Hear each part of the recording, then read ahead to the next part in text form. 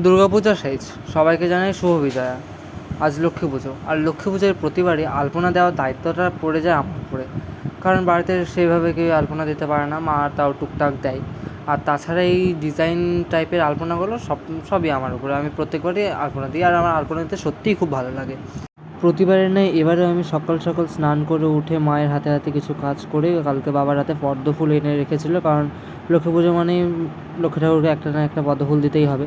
তাই পদ্ম ফুল ফুটিয়ে আমি মাকে কিছু হেল্প করে মায়ের কাজে তারপর আমি বসে পড়লাম আলপনা দিতে। বিশ্বাস করো, আমি সারা বছরে কোনো দিনই আলপনা দিই না, বা আমার আলপনা দেওয়া সেভাবে হয়েও ওঠে না কোনোদিনও। তো লক্ষ্মী পুজোর দিন ভাবি না, বাড়িতে তো আলপনা দিতে হবে, সবাই আলপনা দেয়, তো আমিও আলপনা দিই। আমি সেভাবে আলপনা দিতেও পারি না। আমি ছোট্টবেলায় একটা স্যারের কাছে তো আর্ট শিখেছিলাম, তো সেরকম আর্ট আমার শেখাও হয়নি।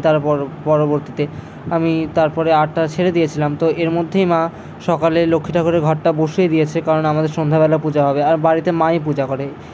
এছাড়া বাদবাকি পুজোগুলো সব পুরোহিত দ্বারাই হয়। আর আমি সকাল থেকে সেই বিকাল 4টা অবধি আলপনা দিয়েই গেছি।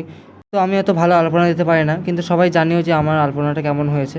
আর ভিডিওটি ভালো লাগলে চ্যানেলটি সাবস্ক্রাইব করে দিও।